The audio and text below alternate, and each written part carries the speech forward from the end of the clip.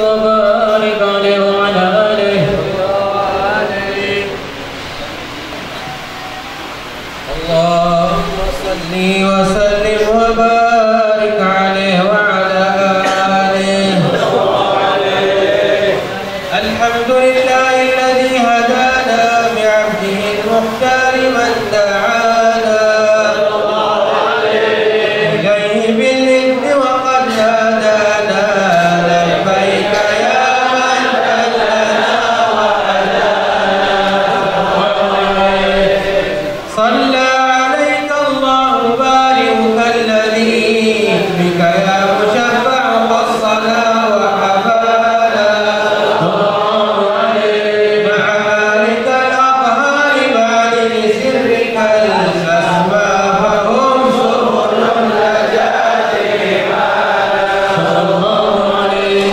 وعلى صحابتك الكرام حماة دينك أصبحوا لولائه عنوانا. والتابعين لهم بصدق فحدا حال المودة حية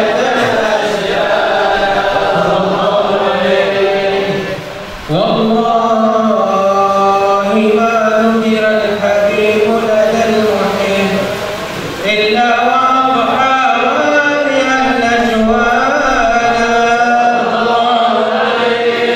أين المحبون الذين عليهم بذل النفوس مع النفائس عانا. لا يسمعون بذكر طه المصطفى إلا به دعسوا وأثمرانا. فاهتدت الأرواح تشكى كلها فتحل تسأل ربها رضوانا.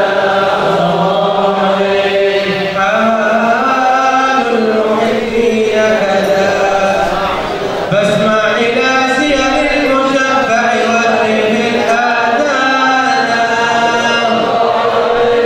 واقصد إلى أوصاف طه المجتبى واحذر لقلبك يبتدي وجدانا. صل وسلم دائما على حبيبك من إليك دعانا. اللهم صل وسلم وبارك عليه وعلى آله.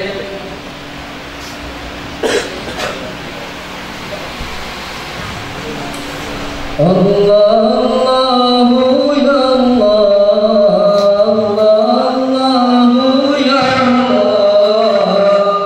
يا الله الله يا الله.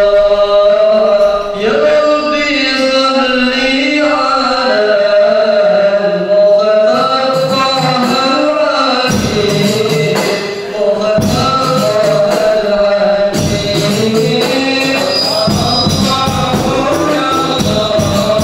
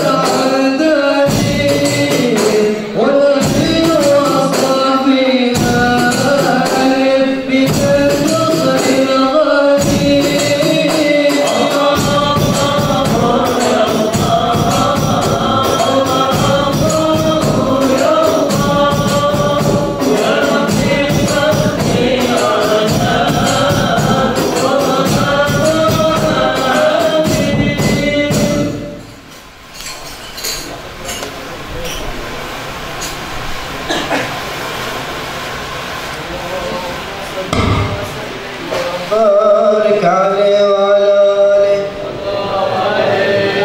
نبأنا الله فقال جاءكم نور فسبحان الذي أنبانا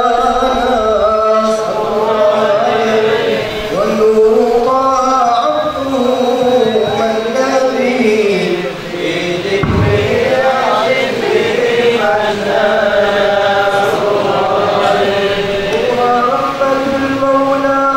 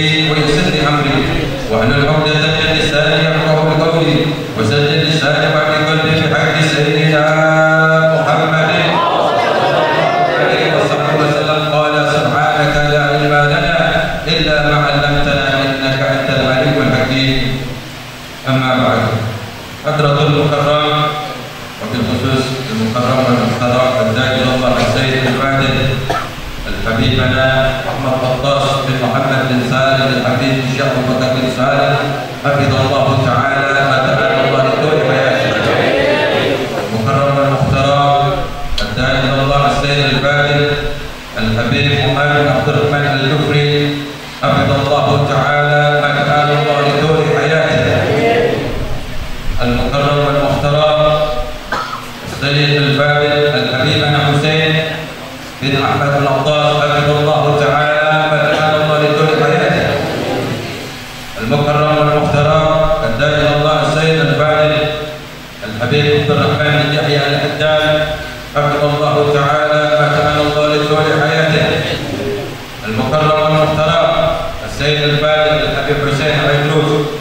hafizallahu ta'ala ma tamanallahu li tuli hayatihi Mukarram al-Muqtarr Dairullah Syekh Al-Fadil Habib Abdul Qadir Al-Juz dan semua para habaib yang mana insyaallah kita doakan beliau senantiasa dipanjangkan umurnya oleh Allah Subhanahu sehatkan badannya oleh Allah Subhanahu wa taala sehingga senantiasa dengan kehadiran berkat beliau majlis ini selalu diberikan keberkahan dan kita selalu mendapatkan perlindungan dan naungan di sisi Allah Subhanahu wa taala. Dan tak lupa kepada para masyayikh, para asatidz khusus Amin Al-Mahbub Al-Ustaz Iswar Mukhtar dari Jakarta dan juga para ustaz yang lainnya yang tidak bisa saya sebutkan satu demi persatu akan tetapi tidak mengurangi rasa takzim dan juga menghormati daripada guru-guru kita, para tuan-tuan guru kita yang mana insyaallah kita doakan para guru-guru kita pun senantiasa diberikan sehat panjang umur, sehat walafiat, berada di dalam perlindungan dan naungan di sisi Allah Subhanahu wa taala sehingga kita dapat mendapatkan tuntunan daripada zuriat baginda Rasulullah sallallahu alaihi wasallam. Hadirin dan hadirat yang sama-sama dirahmati dan dimuliakan oleh Allah Subhanahu wa taala. Al-Faqih mewakili daripada keluarga besar daripada majlis pecinta Rasulullah sallallahu alaihi wasallam. Sebelumnya Al-Faqih mengucapkan beribu-ribu terima kasih dan beribu-ribu mohon maaf atas kekurangan daripada setiap jamuan ataupun sambutannya yang mana apabila ada khilafan dan kesalahan yang kami mungkin baik dari jamaah kami ataupun guru-guru kami, tolong dibukakan pintu maaf yang sebesar-besarnya. Akan tetapi ini merupakan satu keberkahan di sisi Allah Subhanahu wa taala dengan dihadirinya kita oleh guru kita yang mulia Ad-Da'i Allah As-Sayyid Al-Fadil Al-Habib Ahmad Al-Tahir bin Muhammad bin Salim Al-Habib insyaallah bin Salim. Ini adalah merupakan suatu kehormatan dan keberkahan bagi kita sekalian. Namun kita pun berharap agar senantiasa daripada guru kita yang mulia Ad-Da'i Allah Asy-Syaikh wal Murabbina hadir daripada guru kita daripada Habib Muhammad bin Salim Al-Habib insyaallah bin Salim. Namun beliau pun berhalangan untuk hadir di majlis kita, akan tetapi insyaallah dengan berkah kehadiran kakak daripada beliau insyaallah kita akan menaikkan kecintaan kita, mahabbah kita kepada zuriat baginda Rasulullah sallallahu alaihi wasallam. Insyaallah segala niat dan hajat kita dikabul dan dijawab. Tentunya kita berharap agar senantiasa setiap tahun agar mudah-mudahan kita mengharapkan daripada guru-guru kita, wabil khusus kita berharap kedatangan guru kita yang mulia Al-Habib bin Umar bin Muhammad bin Salim Al-Habib Syekh Abu Bakar bin Salim. Namun ada satu halangan yang mungkin beliau pun tadi telah menyampaikan kepada Al-Faqih, akan tetapi beliau tetap menyampaikan daripada rasa hormat atau cintanya beliau kepada kita, wa insyaallah dengan doa berkat beliau pun insyaallah kita selalu diberikan keberkahan oleh Allah Subhanahu wa taala. Alhamdulillah, bahaya nikmat azim dari Allah Subhanahu wa taala. Ini adalah merupakan satu nikmat anugerah yang terbesar di sisi Allah Subhanahu wa taala, di mana kita dapat berkumpul di majlis yang sangat mulia ini, di tempat yang mulia ini kita dapat memandang wajah-wajahnya orang-orang yang saleh, bisa memandang daripada wajahnya wali-walinya Allah Subhanahu wa taala, bisa memandang wajahnya para ulama-ulama Allah yang mereka adalah salah satu daripada turunan zuriat baginda Nabi besar Muhammad sallallahu alaihi wasallam. Sebagaimana Rasulullah sallallahu alaihi wasallam bersabda di dalam satu hadisnya, fadala Rasulullah sallallahu alaihi wasallam qala ahibbullah wa liman yaltuqu bihi min ni'amihi wa hibbuni li hubbillah wa hibbu ahli baiti li hubbi. Ketahuilah wahai hamba-hamba Allah, di mana jikalau kalian ingin mendapatkan kecintaan daripada Allah Subhanahu wa taala, namun seandainya kalian pun ingin mendapatkan kecintaan daripada Allah Subhanahu wa taala, maka kita harus mencintai daripada kasih Allah yaitu baginda Nabi besar Muhammad. Barang siapa orang yang mencintai daripada Nabi kita Muhammad sallallahu alaihi wasallam, sudah pasti kita akan mendapatkan kecintaan daripada Allah Subhanahu wa taala. Namun pertanyaan bagi kita yang alhamdulillah pada malam hari ini kita bisa membuktikan bahwa kita umat manusia yang ada di tempat ini insyaallah termasuk orang-orang yang cinta kepada Nabi kita Muhammad sallallahu alaihi wasallam, dan terutama kita pun cinta kepada zuriat baginda Rasulullah sallallahu alaihi wasallam. Alhamdulillah, ini merupakan satu kenikmatan yang amat terbesar yang diberikan oleh Allah kepada kita sekalian. Untuk itu hadirin jemaah sekalian, marilah kita nanti bersama-sama untuk mendengarkan tausiah ataupun wejangan-wejangan agama yang insyaallah akan disampaikan oleh para guru-guru kita, yang insyaallah nanti yang pertama akan disampaikan daripada Ad-Da'i Allah As-Sayyid Al-Fadil Habib Abdul Rahman bin Yahya Al-Haddad dari Mekah yang insyaallah nanti akan diterjemahkan oleh guru kita Atina Al-Mahbub Al-Ustaz Al-Mukhtar. Untuk itu marilah kita bersama-sama mendengarkan nasihat yang insyaallah akan disampaikan oleh guru kita Ad-Da'iullah Sayyid Al-Habib Abdul Rahman bin Yahya Al-Haddad. Summa falyatafaddal. Allah Muhammad.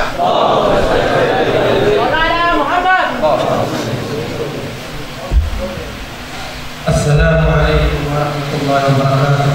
Waalaikumsalam. Alhamdulillahilladzi jama'ana fi hadzal makan al-mubarak wa ala siratin Nabi sallallahu alaihi wasallam. Beliau tamu kita Sayyid Abdul Rahman Al-Haddad memuji kepada Allah Subhanahu wa taala dan bersyukur kepada Allah yang telah mengumpulkan pada malam hari ini tempat ini, yaitu di majlis yang penuh dengan keberkahan di dalam rangka mengingat daripada perjalanan Nabi kita Nabi Muhammad sallallahu alaihi wasallam.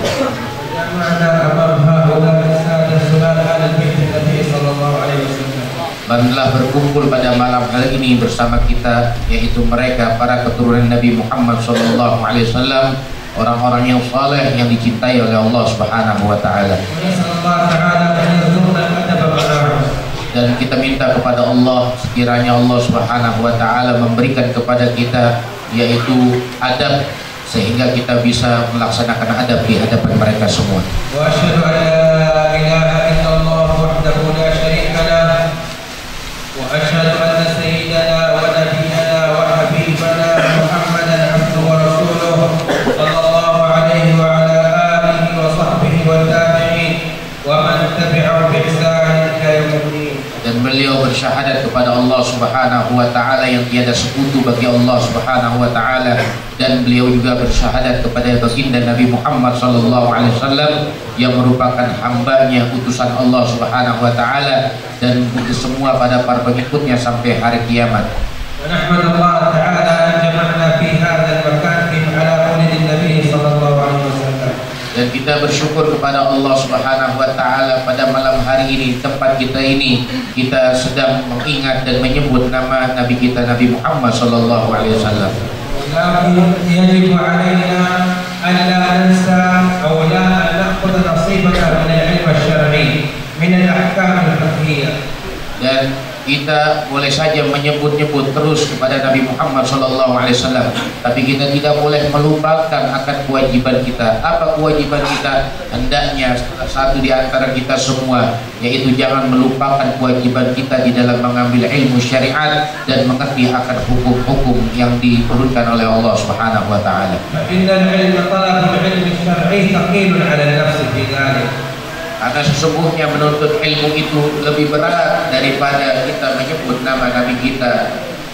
Wa yaqulu ta'ala innama yakhsha Allah min 'ibadihi ulama. Allah Subhanahu wa taala mengatakan hanya saja orang yang paling takut di golongan hamba Allah adalah mereka orang yang ulama, orang-orang yang mempunyai ilmu. Qala ta'ala fas'alu ahla dzikri in kuntum la ta'lamun. Dan Allah Subhanahu wa taala pun berfirman dan mengatakan, tanyalah oleh kalian semua kepada mereka ahli zikir, ahli ilmu, apabila kalian semua tidak mengetahui. Qala ta'ala qul hal yastawi alladhina ya'lamuna wal ladzina la ya'lamun. Dan Allah Subhanahu wa taala juga menyatakan apakah sama yaitu orang-orang yang mereka mengetahui dengan orang-orang yang mereka tidak mengetahui. Wan Nabi sallallahu alaihi wasallam yaqul man yuridillahu bihi khairan yufaqqihhu fid din. Dan Nabi Muhammad sallallahu alaihi wasallam sungguh telah bersabda dan mengatakan, siapa yang Allah menginginkan kebaikan kepada seseorang, maka orang tersebut akan diberikan pemahaman agama oleh Allah. Al-ilmu yarfa'u baitan la 'amada lahu wal jahlu yahdimu baital 'izzi wal syaraf. Ilmu itu bisa mengangkat seseorang yang berasal daripada nasab yang rendah, tetapi ilmu dengan kebodohan bisa merendahkan seseorang yang mempunyai nasab yang sangat tinggi. فعلى الإنسان أن يتعلم ولو من أحكامه التي تكون عليه فرض عين. Dan hendaknya setiap manusia ini mengerti dan mengambil dan mempelajari hukum-hukum yang mana hukum itu diwajibkan oleh Allah Subhanahu wa taala untuk diketahui. من أحكام الطهارة والوضوء والصلاة. Yaitu di antara hukum-hukum yang perlu dia pelajari adalah hukum tentang wudu, hukum taharah, فهذه الأمور الأساس التي على الإنسان واجب عليه أن يتعلمها. Dan inilah urusan-urusan yang bagi setiap manusia ini wajib agar mereka semua mengetahui. ولا يقول أنا لا أعلم ويكفي ذلك. Dan tidak boleh salah satu di antara kita mengatakan saya tidak mengetahui akan hal yang semacam itu, dan dia mengatakan seperti orang yang seperti pura-pura. لأن الله تعالى أمرنا بذلك فقال فاسألوا أهل الذكر إن كنتم لا تعلمون. Karena Allah Subhanahu wa taala menyuruh dan memerintahkan kepada kita untuk mengajar ilmu tersebut. Bahkan Allah menyatakan apabila kalian semua tidak mengetahui, maka tanyalah kepada mereka orang-orang yang ahli ilmu. نسأل الله تعالى أن يعلمنا بما ينفعنا. Dan kita minta pada Allah Subhanahu wa taala, mudah-mudahan Allah Subhanahu wa taala mengajarkan kita akan satu ilmu yang bermanfaat buat kita sekalian. Dan Allah juga memberikan manfaat terhadap ilmu-ilmu yang telah kita pelajari. Dan kita digolongkan sebagai orang-orang yang mendengar akan satu ilmu atau nasihat, kemudian kita ikuti ilmu dan nasihat tersebut.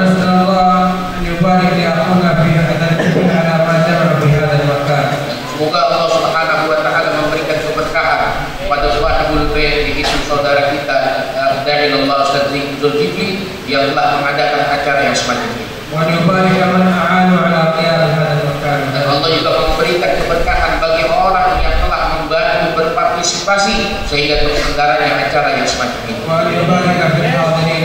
Dan Allah juga memberikan keberkahan bagi setiap orang yang hadir pada malam hari ini.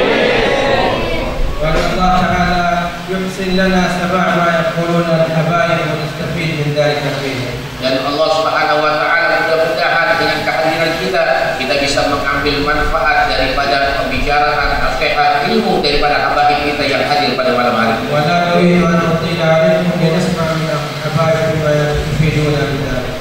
Dan mudah-mudahan Allah Subhanahu wa taala pun bisa memberikan keberkahan kepada kita sekalian berkah daripada kehadiran mereka para habaib kita. Wassallallahu ala sayyidina Muhammad wa alihi wa sahbihi wasallam. Wassalamualaikum warahmatullahi wabarakatuh. Beliau menutup ceramah beliau dengan membaca salawat kepada Nabi Muhammad sallallahu alaihi wasallam. Sedikit yang bisa terjemahkan. Assalamualaikum warahmatullahi wabarakatuh. Alhamdulillah, dan bahasa dan berada di bawah akan tidak dilakukan telah menyampaikan nasihatnya yang alhamdulillah mudah-mudahan menjadi berkah dan manfaat bagi kita. Begitu selanjutnya pada kita mendengarkan bersama-sama nasihat yang kedua dari guru kita yang mulia dari Allah Sayyid Fadil Habib Umar Sulaiman Jufri yang insyaallah akan diterjemahkan oleh guru kita Ustaz Muhammad.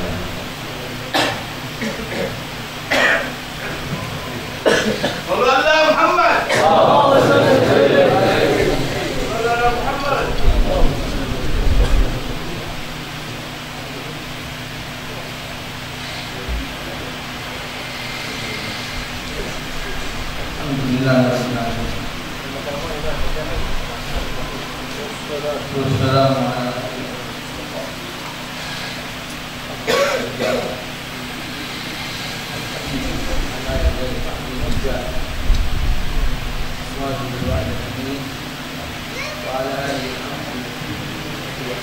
Beliau tetamu kita Al-Habib Umar bin Abdurrahman Al-Jufri memulai ceramah beliau dengan memuji kepada Allah Subhanahu wa taala dan bersalawat kepada Nabi Muhammad sallallahu alaihi wasallam, yaitu sang nabi yang terpilih yang mana begitu tinggi derajatnya dan begitu agung pangkatnya Nabi Muhammad sallallahu alaihi wasallam. Hadis ijtima'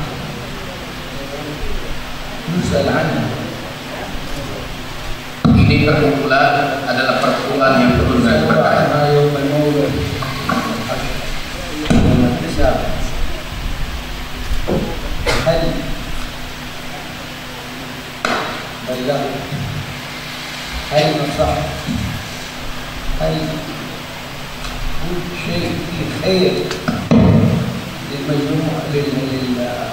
المحبين الذين اجتمعوا على محبة رسول الله صلى الله عليه وسلم. Dan ini adalah perkumpulan yang mana bisa menghasilkan kedekatan kita kepada Allah Subhanahu wa taala dan kedekatan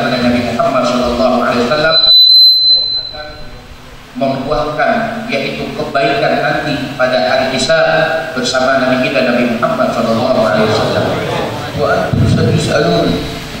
Dan kalian semua yang hadir akan ditanya semua oleh Allah Subhanahu wa taala. Hal amiltum bima sami'tum? Apakah kalian semua mengamalkan terhadap apa yang kalian dengarkan pada malam hari ini? Hal intafa'tum bima kan? Apakah engkau benar-benar mengambil manfaat terhadap apa yang engkau dengar?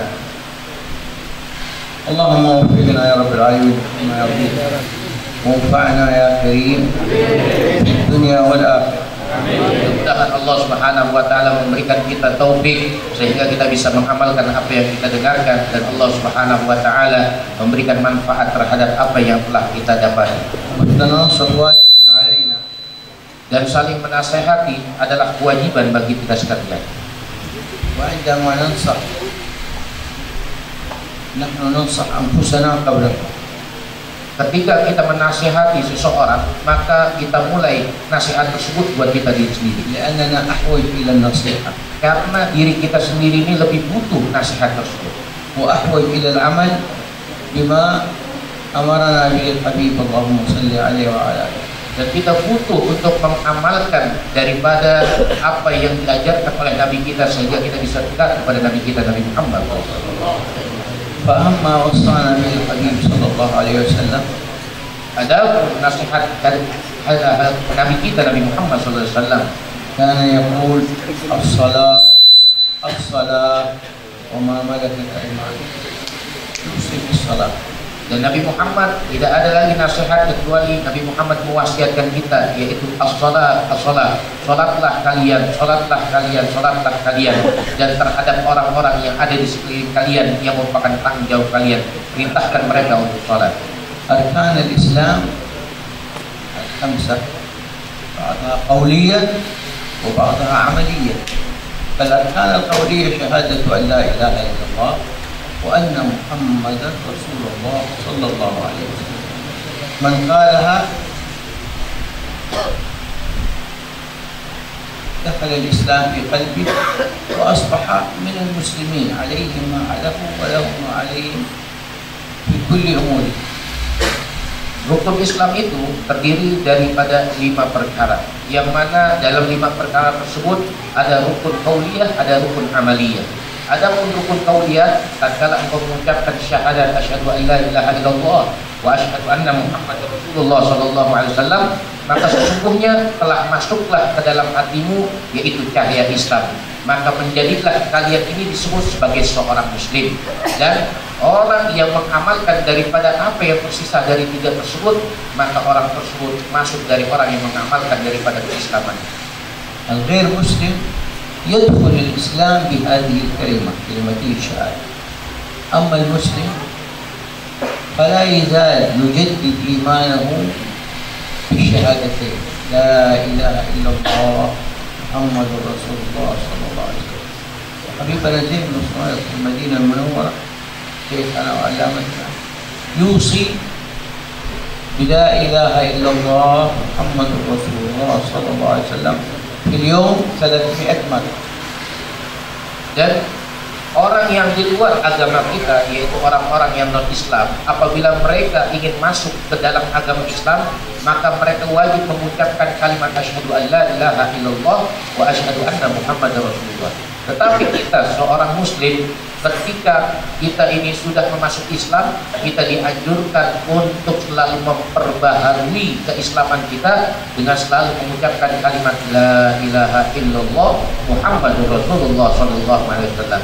Dan diceritakan oleh beliau bahwasanya beliau selalu mendapatkan wasiat oleh guru beliau yang ada di kota Mekah, dan beliau selalu mewasiatkan hendaknya setiap orang muslim ini harus mengucapkan kalimat la ilaha illallah paling sedikit setidaknya setiap hari, yaitu 300 kali kalimat la ilaha illallah Muhammadur Rasulullah. الركن الثاني الصلاة. الصلاة التي نص عليها الحديث. والله سبحانه وتعالى لا يقبل من الأعمال إلا إذا حافظ المسلم على صلاته. فيقول سبحانه وتعالى في حديث القدسي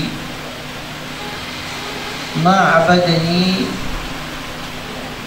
عبادي بشيء أحب إلي مما افترضته عليه. Dan rukun yang kedua setelah mengucapkan syahadatain yaitu as-salat, yaitu kewajiban kita yaitu salat, bagaimana diwasiatkan oleh Nabi Muhammad SAW tentang salat. Dan seseorang tidak akan diterima setiap amal perbuatannya manakala dia tidak menjaga daripada perkara kewajiban yang namanya salat. Apabila dia jaga, maka dia diterima oleh Allah seluruh amal perbuatannya. Bahkan di dalam hadits qudsi Allah Subhanahu wa taala berfirman, tidak ada satu ibadah yang lebih aku cintai dan lebih aku sukai dibandingkan ibadah yaitu kewajiban, di antaranya adalah kewajiban salat. الذي يحبه الله سبحانه وتعالى أن نأتي نحن عباده ما افترضه علينا الفروض أولا، فيقول ما عبدني عبدي بشيء أحب إلي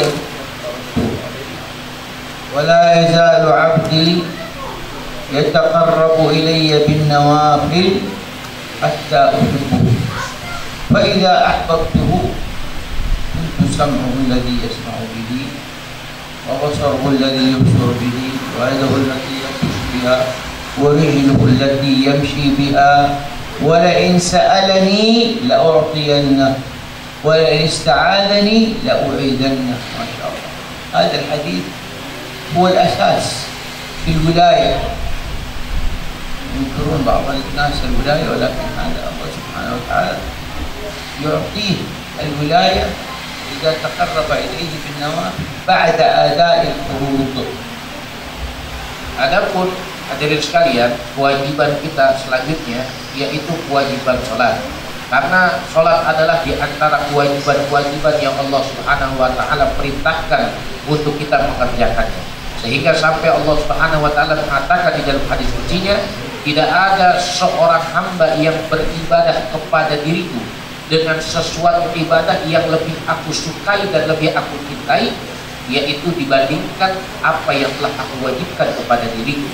Dan tidak ada seseorang hamba yang ingin mendekat kepada diriku dengan ibadah-ibadah sunnah, maka ibadah-ibadah sunnah itulah yang menyebabkan aku cinta kepada dirinya.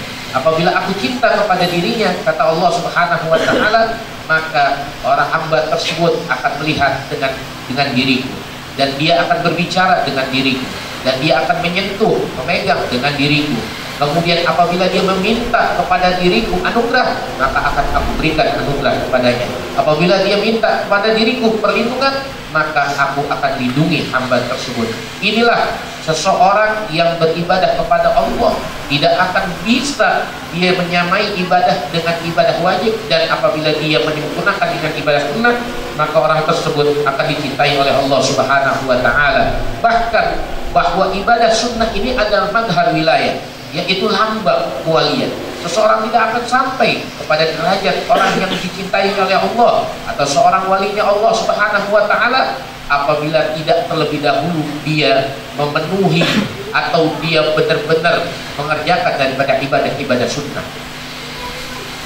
والنوافل هي الصلاة وقراءة القرآن والصيام، كل ما يقربك إلى الله تعالى، وخاصة الأعمال الصالحة من صدق أو تعليم أو مساعدة للآخرين، كل شيء تفعله ابتغاء وجه الله هذا يقربك إلى الله. والنفع المتعدي الذي يخرج عن نفعك الخاص أحب إلى الله تعالى من النفع الخاص. النفع الخاص كأن تجلس في بيتك تقرأ القرآن وتصلي نوافل وتصوم، هذا الفائدة تعود عليك أنت. أما النفع العام المتعدي تنفع الآخرين بكل ما ينفعهم من كلمة حسنة أو مساعدة أو تعليم أو صدقة أو سعي في قضاء حوائجهم. هذا ما شاء الله هو العمل الصالح الذي تحصل فيه الخير الكثير ويتضاعف الأجر مع القيام بالفروض. والناس يعمل أعمال صالحة ولكن يأتي وقت الصلاة يتركها وينساها، وهذا لا تنفع إلا إذا أقمت الفروض وقمت بالأعمال الصالحة بعد ذلك. Adapun ibadah-ibadah, perkara ibadah sunnah itu diantaranya yaitu sholat, baca Quran, kemudian zikir, kemudian dia ta'lim, kemudian dia sedekah, kemudian musa'adah, memberikan bantuan kepada orang lain, kemudian benar-benar dia memperhatikan daripada kebutuhan hajat saudara-saudaranya yang lain. Maka ini adalah perkara-perkara sunnah yang bisa mendekatkan kalian semua kepada Allah Subhanahu wa ta'ala, mencapai daripada keridhaan Allah Subhanahu wa ta'ala. Dan tidak ada seseorang ketika dia mau melakukan ibadah sunnah tapi dia lupakan daripada pokoknya, yaitu kewajibannya dia kepada Allah Subhanahu wa ta'ala. Maka apabila seseorang melakukan ibadah sunnah, dia tidak lupakan pokok kewajiban-kewajiban yang telah dibebankan, diperintahkan oleh dia, maka orang tersebut akan mendapatkan khairan katsira, kebaikan yang banyak. Kemudian tadha'af al-ajr, dilipat gandakan daripada pahala, dan Allah Subhanahu wa ta'ala pun memberikan keridhaan dan kecintaan kepada orang tersebut. والقرآن ما شاء الله مليء بالوعود العظيمة لمن آمن وعمل صالحا. من قرن الإيمان بالعمل الصالح ابتغاء وجه الله فله أجر عظيم. إلى صفحات القرآن كلها ترى هذا الوعد. منها في سورة النحل يقول سبحانه وتعالى: من عمل صالحا من ذكر أو أنثى وهو مؤمن. عمل صالح مع الإيمان. الإيمان كان الإيمان على قلبك وتقوم بأركان الإسلام من صلاة وصيام وزكاة وحج. من عمل صالحا من ذكر أو أنثى وهو مؤمن. هذا وعد طول الزمن لنا وللسابقين وللاحقين من المولى عز وجل. فلنحيينه حياة طيبة. هذه الحياة الطيبة ليست في الآخرة، الحياة الطيبة في الدنيا. عندما يقول المولى عز وجل فلنحيينه حياة طيبة، ما كان طيب عند الله فهو أطيب الطيب، يعني حياته تكون طيبة لا يحتاج شيء، لا أمراض لا أذيات، أولاد صالحين، زوجة صالحة، معه من المال ما يكفيه، لا يحتاج أحد.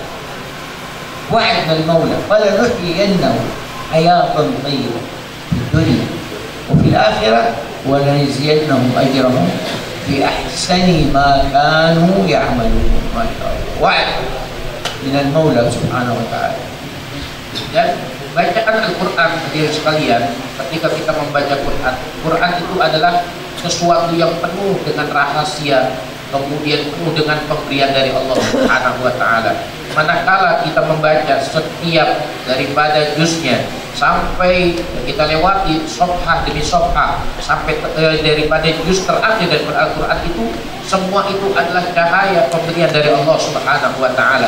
Bahkan di dalam surat An-Nahl itu dikatakan, man amila shalihan min dzakarin aw unsa wa huwa mu'minun falanuhyiyannahu hayatan thayyibah. Siapa yang mengamalkan amalan salehah baik dari laki-laki maupun perempuan, wa huwa mu'minun, sedangkan dia orang mukmin. Orang mukmin beriman, apabila dia beramal saleh, kemudian dia benar-benar buktikan keimanannya, maka Allah janjikan apa kepadanya? Allah janjikan apa? Wa'adallah apa? Yaitu falanuhyiyannahu hayatan thayyibah. Pasti kami akan berikan mereka kehidupan yang sangat baik. Al-Taibah, ayat Taibah ini bukan cuma fil akhirat, bukan hanya di akhirat, tapi di dunia dia sudah dapatkan. Dan kemudian kalau seandainya dia mendapatkan ayat Taibah itu dari Allah, maka itu atyab apa? Tidak akan hayat Taibah min Allah bahwa atyab. Apabila kebaikan, kehidupan yang baik itu dari Allah, maka itu adalah sesuatu yang sangat baik dari Allah Subhanahu wa taala. Bahkan dilanjutkan dari ayat tersebut, apabila dia benar-benar beramal soleh dan dia beriman, pasti dia akan diberikan balasan, wala najziyannahum, dia akan diberikan balasan bagi mereka terhadap apa yang mereka lakukan di kehidupan dunia ini.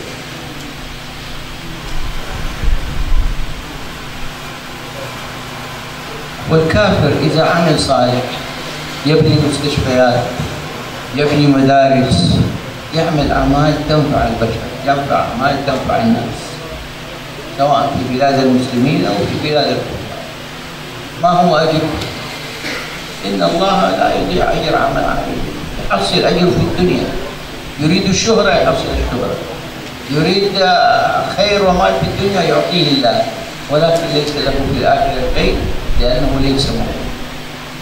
ولا يحلم ولا يظن أحد من الذين كفروا أنهم إذا عملوا صالحا يكونوا من أهل الجنة. أهل الجنة فقط الجنة للمؤمنين. إن الذين آمنوا وعملوا الصالحات أولئك هم خير البرية جزاؤهم عند ربهم جنات عدن تجري من تحتها الأنهار خالدين فيها أبدا رضي الله عنهم ورضوا عنه ذلك لمن خشي ربه. اللهم ارزقنا خشيتك يا رب العالمين. إذا أردنا الخشية من الله عز وجل صلحت أمورنا. إذا كانت الخشية في القلب من المولى عز وجل ستكون أحوالنا على أحسن حال لأننا نخاف الله. من خاف الله سلم. Dan adapun orang di luar Islam, orang kafir, apabila mereka membangun rumah sakit, sekolah-sekolah, kemudian yayasan-yayasan, mereka semua tidak akan memperoleh daripada apa yang ada di sisi Allah Subhanahu wa taala perkara akhirat. Tapi perkara dunia, dia menginginkan kebaikan, dia dapat kebaikan. Dia ingin syuhra, yaitu terkenal, dia dapat terkenal dari Allah Subhanahu wa taala. Tapi orang tersebut karena dia bukan orang mukmin, landasannya bukan mukmin, maka dia tidak akan dapat yang dinamakan surganya Allah Subhanahu wa taala. Sebab dijelaskan bahwasanya orang-orang yang beriman dan beramal soleh, ulaika hum khairul bariyah, mereka adalah orang-orang sebaik-baik manusia, dan bagi mereka adalah jannatu adnin, yaitu surga-surganya Allah, yaitu surga Aden yang mengalir di bawahnya, yaitu sungai-sungai yang mana dia akan hidup kekal abadi di dalamnya. Dan surga itu uiddat lil muttaqin, dan itu surga dijanjikan buat orang-orang yang bertakwa. Siapa orang yang takut kepada Allah, maka dia akan selamat. Siapa itu? Bagaimana caranya orang akan mendapatkan takut kepada Allah? Sadaq, yaitu benar-benar jujur di ahwalina, yaitu terhadap keadaan kita. Kemudian dia jujur, sadaq di jami'i umurina, dia benar-benar jujur terhadap urusan-urusannya dia, bahwa dia semua itu diperhatikan oleh Allah Subhanahu wa taala. Man khafa salima, siapa yang takut maka dia akan selamat oleh Allah Subhanahu wa taala. Khasyiatullah la ta'ti hakadha bidun 'amal. Sadatna wa ahbabana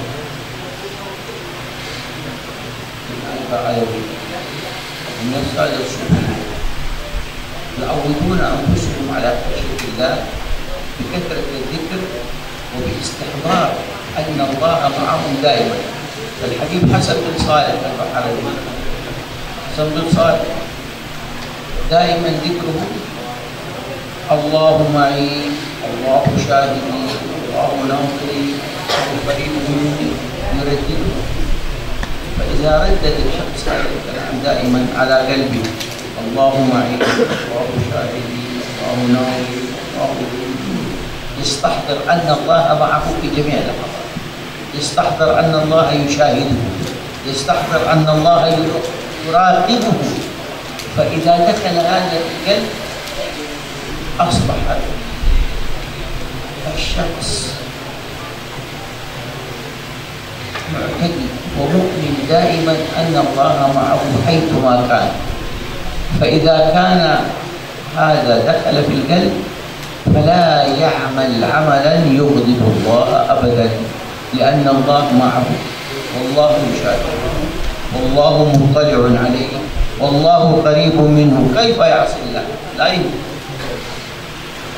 Dan perasaan takut kepada Allah Subhanahu wa taala tidak bisa seseorang itu mendapatnya, meraihnya dengan begitu saja.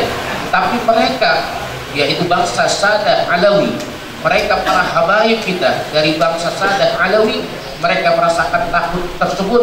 Mereka kejar dengan apa? Dengan memperbanyak zikir kepada Allah Subhanahu wa taala dan selalu istighfar baina yadillah, dan selalu menghadirkan Allah Subhanahu wa taala. Dan mereka bangsa Sadah Alawi benar-benar menghadirkan Allah di setiap urusan mereka dan di setiap pekerjaan mereka. Sampai-sampai diceritakan oleh guru kita, beliau mengatakan Al-Habib Hasan bin Saleh Al-Bahar, beliau bagaimana banyak zikirnya, sampai-sampai beliau ada satu zikir yang selalu beliau lazimkan dan selalu beliau ulang-ulang. Beliau mengatakan Allahu nadiri, Allahu syahidi, Allahu gharibun minni. Itu dikatakan Allah melihat kepada saya, Allah menyaksikan kepada diri saya, Allah Subhanahu wa taala dekat banget kepada diri saya, sangat dekat kepada diri saya. Sehingga di dalam zikir Al-Habib Hasan bin Saleh Al-Bahar, di dalam perkataan Allahu nadri, Allah selalu melihat kepada saya, sehingga dia tidak pernah melakukan sesuatu kecuali dia selalu merasa dilihat oleh Allah Subhanahu wa taala. Allahu syahidi, dikatakan bahwa Allah menyaksikan kepada diri saya. Dia selalu sadar bahwa Allah yuraqibu, Allah selalu memperhatikan dan mengawasinya. Kemudian Allahu gharibun minni, Allah itu sangat dekat kepada diri saya. Maka ini Habib Hasan Saleh Bahar istighfar, selalu menghadirkan Allah, bahwasanya Allah tidak pernah absen dan alfa dari kehidupan dan pergerakannya. Mereka para aulia-aulianya Allah, para waliullah, beginilah keadaan mereka kepada Allah Subhanahu wa taala. Tidak sama sekali mereka tidak mengedepankan Allah, sehingga Allah Subhanahu wa taala selalu hadir dimanapun berada, kapanpun dan ketika apapun yang mereka kerjakan. ومن شدة مراقبته لأنفسهم يخاطب الملكين رقيب وعتيد على الإجمال، يعلم أن الله وكل به ملكان، ملك يكتب الحسنات على اليمين وملك يكتب السيئات، فيخاطبه إذا عمل عملا غير صحيح أو تكلم يخاطب ملك استغفر الله، استغفر، أنا استغفرت، أمسح السيئات، يخاطب الملكين. وإذا أراد أن يدخل إلى بيت الخلاء يفرد رداءه ويقول للملكين اجلسا هنا حتى أقضي حاجتي وأعود. هذا استحضار كامل لحقيقة وجود الملكين وللإيمان الخالص بأن الله سبحانه وتعالى خصص له ملكين يكتبان أعماله الصالحة وأعماله السيئة، وهو مستحضر وجودهم ويتكلم معهم ويخاطبهم لأن قلبه مطمئن إلى أن هذا الذي أخبر به الحبيب صلى الله عليه وسلم صحيح، وأنه مراقب، وأن أعماله الصالحة تكتب وأعماله السيئة تحصى، وعليه أن يستغفر، لا ينسى نفسه كما نفعل نعيش ونأكل ونشرب وننسى أن هناك ملكين عن اليمين وعن الشمال يكتبان أعمالنا ولا نفكر فيه. فكرنا لحظة أنه الحسنات تكتب والسيئات تكتب، لأمسكنا عن السيئات ولزدنا من الحسنات، وهذا في اعتقادهم واعتقادنا صحيح وواقع، وليس وهم وليس خيال، بل هو حقيقة، وعلينا أن نراقب ذلك.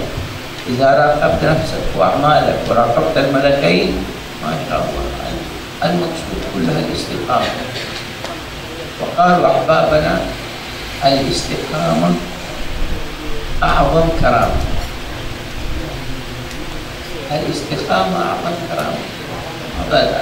حصل الكرامة من الله أن يجد على يده شيء من الخير أو يستجيب شيء من دعواته أو يحدد شيء باطل الغيب.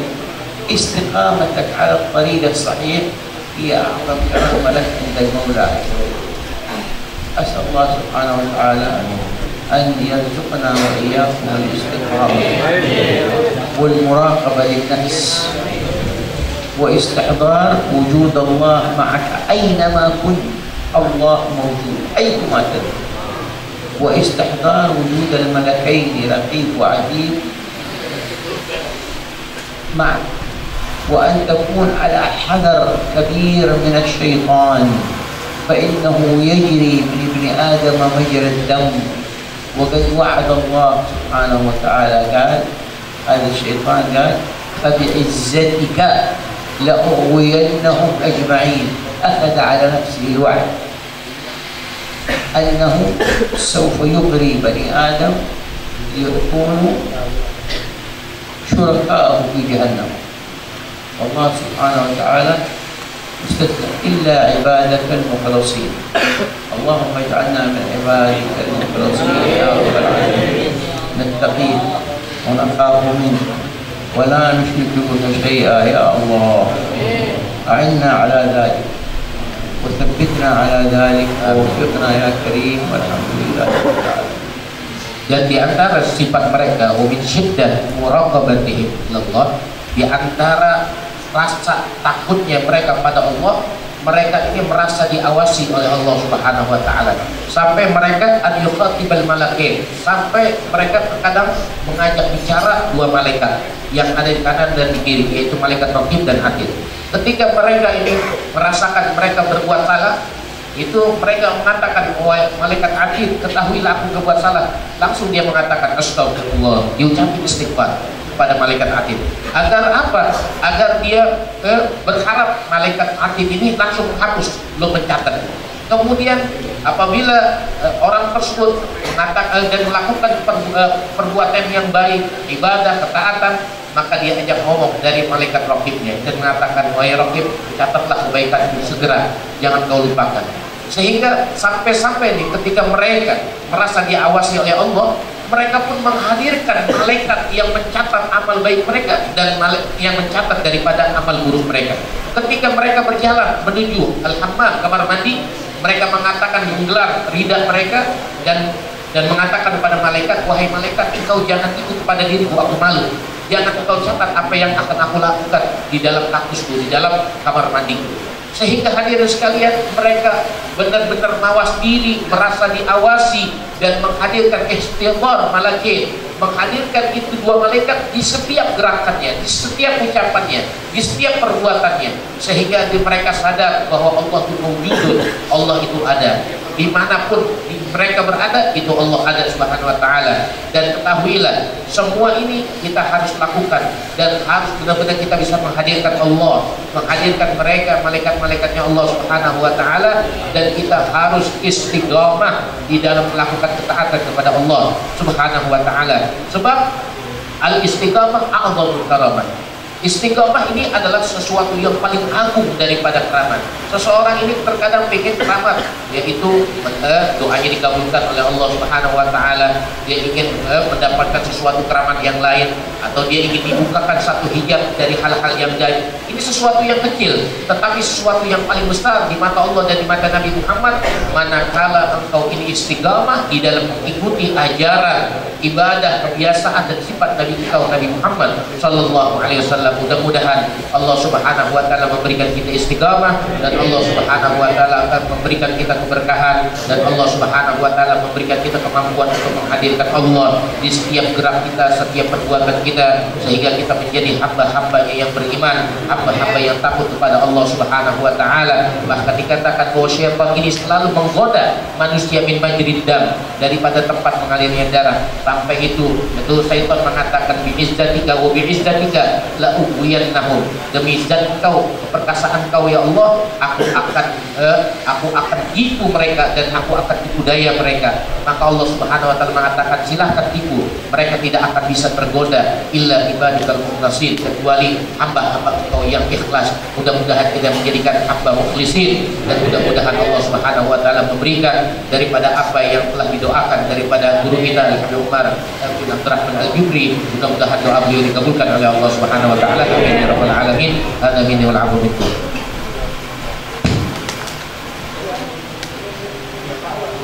الحمد لله على كل حال. الحمد لله على كل حال والحمد لله على اللقاء والملتقى. Alhamdulillah, guru kita yang mulia Al-Habib Akhtas menyampaikan ini adalah merupakan satu keanugerahan yang diberikan oleh Allah Subhanahu wa taala sehingga kita berkumpul di tempat ini, dipertemukan oleh Allah dengan penuh kasih sayangnya.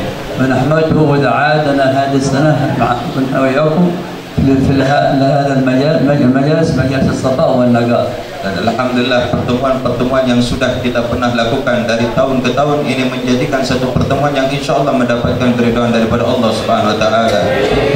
كنا العام السابق في هذا اليوم كنا عندكم هنا. Dan alhamdulillah kita bisa rasakan, padahal baru kemarin kita bisa mengadakan acara tersebut dan sekarang kita bisa lagi hadir di tempat ini. Alhamdulillah إذا طال عمرنا وأعماركم في عافية وحضرنا هذه السنة هنا. Dan segala puji bagi Allah Subhanahu wa taala, beliau menyampaikan termasuk kita adalah orang-orang yang hadir insyaallah mendapatkan pandangan khusus daripada Allah Subhanahu wa taala. نسأل الله أن يطول أعمارنا وأعماركم في خير وعافية. Dan semoga Allah Subhanahu wa taala memanjangkan umur kepada kita sehingga kita selalu menghadiri majlis-majlis semacam ini.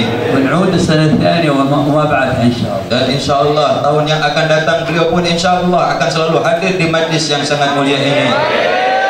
وسبب حضورنا هنا كل محبة للمصطفى صلى الله عليه Dan وسلم. tidaklah kecuali kita hadir di tempat ini selalu tersambung daripada pondok pesantren Darul Mustafa dan kepada Nabi Muhammad SAW. كلكم جئتوا إلى هنا اللي جاء من الشرق ومن الغرب يا ماذا تحضروا هنا؟ Tidak adalah kecuali kita datang dari tempat ke tempat, kecuali kita berkumpul di tempat ini, melainkan kita insya Allah menghadirkan hati kita untuk baginda Rasulullah SAW.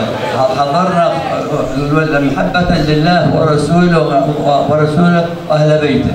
Tidaklah kita menghadirkan di tempat ini karena kecintaan kita kepada Allah dan kecintaan kita kepada baginda Rasulullah sallallahu alaihi wasallam وصحابته. dan kita cinta kepada para sahabat-sahabatnya. فالإنسان المحبة أهم شيء. المحبة هي أهم شيء. دخول الجنة ما في دخول الجنة إلا بالمحبة. Tidaklah kecuali setiap manusia di antara satu sama lain yang ingin masuk ke dalam surganya Allah kecuali mereka saling menyayangi di antara satu sama lain. الإنسان ما يدخل الجنة بأعماله، يدخل الجنة بمحبته لله ورسوله إلا من أتى الله بقلب سليم. Tidaklah kecuali orang yang akan selamat di dalam hatinya kecuali mereka yang memiliki satu hati yang selamat, melainkan mereka memiliki rasa cinta kepada Allah dan Rasulnya, dan insya Allah hidup kita akan diberikan keselamatan oleh Allah Subhanahu wa taala. والجنة تقسمها بأعمالنا. Dan tidaklah kecuali kita insya Allah mendapatkan surga daripada Allah Subhanahu wa taala. ونحمد الله سبحانه وتعالى إذا حضرنا وإياكم محبة لله ورسوله. Dan alhamdulillah kita mengucapkan segala puji bagi Allah bahwasanya kita termasuk orang-orang yang menunjukkan hadirnya kita untuk cintanya kita kepada Allah dan Rasulnya. وصبرنا كلكم على الحر الجو هذا كله لماذا؟ محبة لله ورسوله. Walaupun kita sekarang yang berkumpul di tempat ini, beliau menyampaikan walaupun dalam keadaan panas, akan tetapi ini menunjukkan bahwa kita semua adalah termasuk orang-orang yang cinta karena kepada Rasulullah sallallahu alaihi wasallam. وأجرك على قدر تعبك. Dan sebab bahwasanya tidaklah kecuali kita menunjukkan di antara satu sama lain untuk saling berkasih sayang. نسأل الله يضاعف لنا ولكم الأجر إن شاء الله. Semoga Allah Subhanahu wa taala memberikan pahala kepada kita sekalian. ونسأل الله تعالى يجعل اجتماعنا هذا اجتماعا مرحوما. Dan semoga Allah Subhanahu wa taala menjadikan perkumpulan ini menjadikan satu perkumpulan yang insyaallah mendapatkan keridhaan daripada Allah Subhanahu wa taala. وتفرقنا من بعد تفرقا معصوما. Tidaklah kecuali kita memisahkan di tempat ini melainkan kecintaan kita kepada Allah dan Rasulnya insyaallah. واحمد الله يا الدروسي انكم مشهورين ومعروفين بمحبتكم لله ورسوله وأهل بيته. Dan beliau menyampaikan tidaklah kecuali kita menyaksikan bahwa orang-orang Indonesia adalah orang-orang yang mereka terkenal karena kecintaannya kepada ahli bait Rasul ataupun cintanya kepada Rasulullah sallallahu alaihi wasallam. وكان ما شاء الله إيمانكم إسلامكم كان على تقوى وعلى محبة. Dan tidaklah kecuali kita melihat para pemimpin-pemimpin kita terdahulu adalah mereka memiliki satu irtibat kepada para orang-orang yang saleh. ولهذا مرت مئات السنين عليكم وأنتم في سلام وأمان. Alhamdulillah selama 100 tahun bahwasanya negeri kita selalu terjaga dan menandakan satu keamanan daripada Allah Subhanahu wa taala. لأن ما ندخل عندكم بالسلام ناس من أهل بيت رسول الله وأهل الأمانة وأهل المحبة لله ورسوله. Dan alhamdulillah kita patut bersyukur kepada Allah Subhanahu wa taala bahwasanya di negeri kita tidaklah kecuali yang kita dapat keberuntungan karena didatangi oleh zuriyah baginda Nabi besar Muhammad sallallahu alaihi wasallam. فأسسوا أساس قوي متين مشوا عليه أهلكم وآباؤكم وأجدادكم السابقين. Tidaklah kecuali memiliki satu dasar yang lebih kuat melainkan daripada leluhur kita, karena leluhur kita pun tidak terlepas mereka berpegang teguh kepada orang-orang yang soleh dan kepada para wali-walinya Allah Subhanahu wa taala. ولهذا نوصيكم بالمحبة. Dan ini salah satu adalah bukti rasa cintanya kita kepada orang-orang yang soleh. وبالألفة فيما بينكم والبين. Dan mudah-mudahan kita selalu diberikan satu kasih sayang di antara satu sama lain. لأنه بالمحبة وبالاجتماع الكلمة لن يقدر عليكم أي إنسان كان ما كان ولا عدو.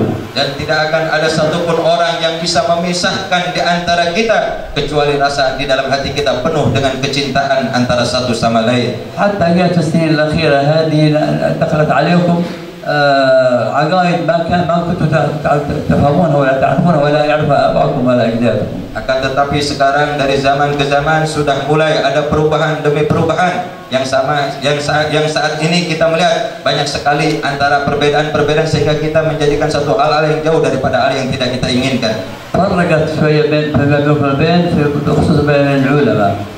Bahkan sekarang sudah kita melihat bahwasanya sudah muncul antara ulama-ulama saling berpisah ataupun saling memisahkan dirinya karena ada satu perbedaan di antara satu sama lain. ولكن الحمد لله بدأوا الآن يعرفوا الحقيقة وبدأوا يمشوا على ما مشى على آبائهم. Dan alhamdulillah tidaklah dari para ulama-ulama kita yang lurus yang menjalankan daripada sebagaimana mengikuti daripada petua-petuanya daripada Rasulullah sallallahu alaihi wasallam. وكل خير في اتباع من سلف.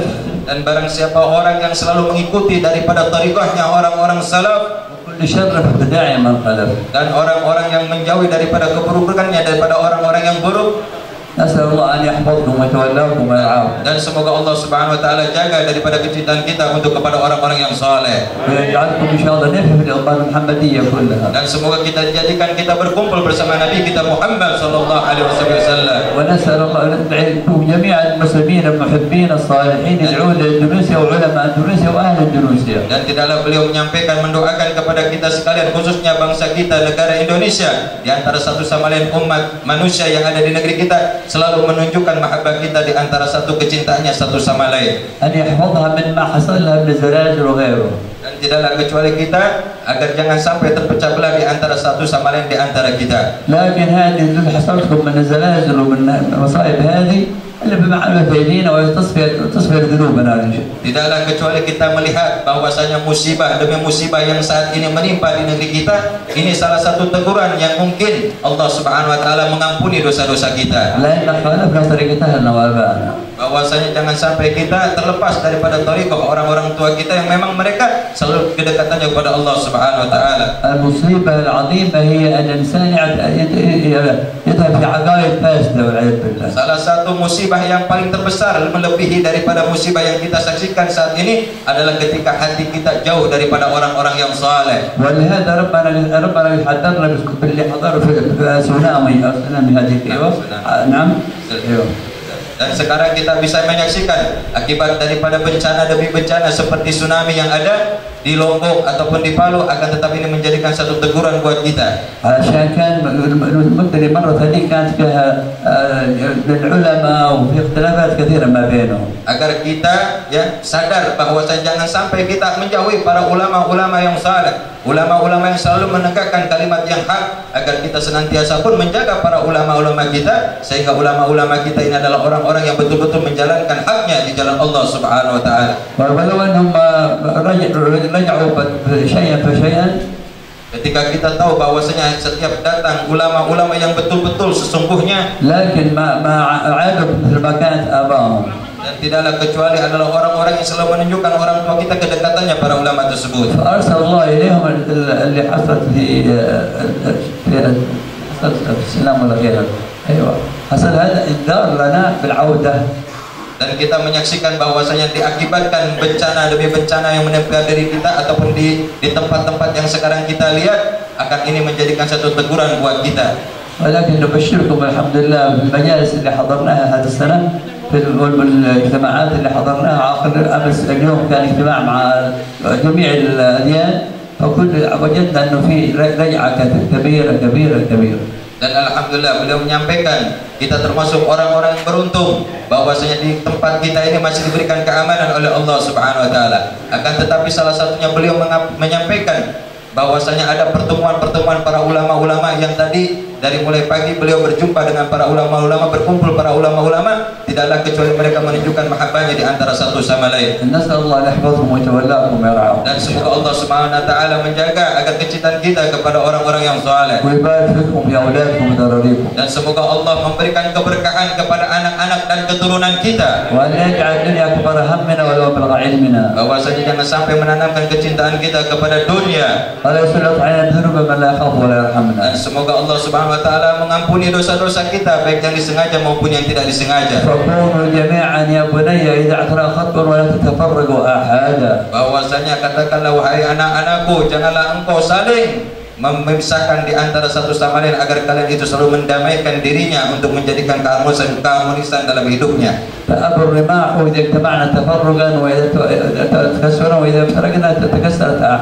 Dan mudah-mudahan senantiasa kita pun dijauhkan dari segala perselisihan ataupun perpecahan sehingga kita insya Allah menjadi umat yang bersatu dan kita selalu memberikan kasih sayang di antara satu sama lain. Dan beliau menyampaikan berwasiat agar kita menjadi hamba-hamba Allah yang bertakwa. Dan beliau menyampaikan nasihatnya agar kita untuk menunjukkan mencintai di antara satu sama lain. Dan tidaklah kecuali sesuatu hal yang lebih utama dan lebih beruntung adalah orang-orang yang selalu mengasihi di antara kecintanya di antara satu sama lainnya.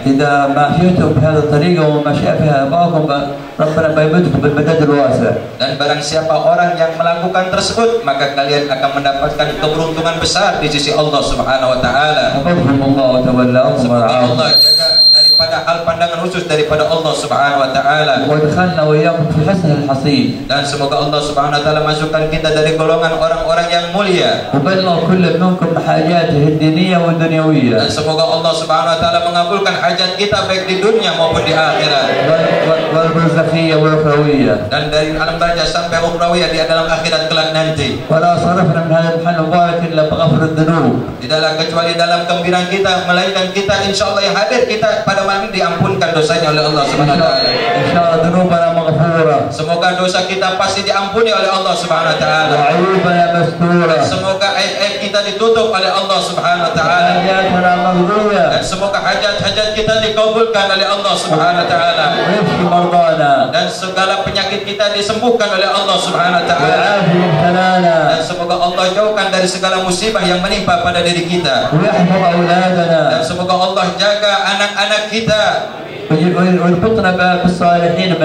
Dan selalu ikatkan hati kita kepada orang-orang yang saleh. Ya Allah, ya Allah, ya Allah. Ya Allah, ya Allah, ya Allah. Ucapkanlah dengan kalimat ya Allah. Dan sesungguhnya pasti kalian akan mendapatkan hal yang baik daripada Allah Subhanahu wa taala. Bahwasanya tidak ada anugerah yang paling terbesar karena negara kita adalah negara umat Islam terbesar di dunia. الإسلام من 20 سنة ويحاولوا أنهم يغيروا ما أنتم على ماشي من محبتكم لله ورسول الله وعلى بيت رسول الله والصالحين. Dan beberapa ratus tahun yang lalu, alhamdulillah kita bahwasanya termasuk orang-orang dari keturunan-keturunan yang selalu cintanya kita kepada orang-orang yang saleh. لكن فشلوا إن شاء الله وفاشلين إن شاء الله. Akan tetapi mudah-mudahan kita dijauhkan daripada kerusakan dan kefasikan. يمكرون ويمكر الله. Dan selalu kita mendengarkan di dalam hati kita untuk selalu mengingat dan berzikir kepada Allah Subhanahu wa taala. والله خير الماكرين. Dan sesungguhnya sebaik-baiknya siasat adalah kecuali hanya Allah yang sebaik-baiknya siasat. يكيدون كيدا وأكيد كيدا. Dan semoga Allah Subhanahu wa taala menjadikan hal-hal yang terbaik buat kita. فمهل الكافرين عندنا مرويد. Tidaklah kecuali orang-orang kafir akan disirnakan oleh Allah Subhanahu wa taala. الله يتولانا ويرعانا. Semoga Allah Subhanahu wa taala memberikan kebaikan di dalam kehidupan kita. الحمد لله رب العالمين والصلاة والسلام على أشرف المرسلين سيدنا محمد وعلى آله أجمعين. ولقد أشرت لنعت من أوصافه تحيي القلوب تهيج الأشيانا. والله قد أثنى عليه فما يساوي القول منا أو يكون ثنانا. لكن حبا في السائر قد دعا لمدح صفوة ربنا وحدانا. وإذا امتزجنا بالمودة ها هنا نرفع أيدي فقرنا ورجانا. نرفع أيدي فقرنا ورجانا للواحد الأحد علي إلهنا متوسلين بمن إليه دعانا. مختاره وحبيبه وصفيه زين الوجود به الإله حبانا. يا ربنا يا ربنا يا ربنا بالمصطفى اقبلنا أجب دعوانا.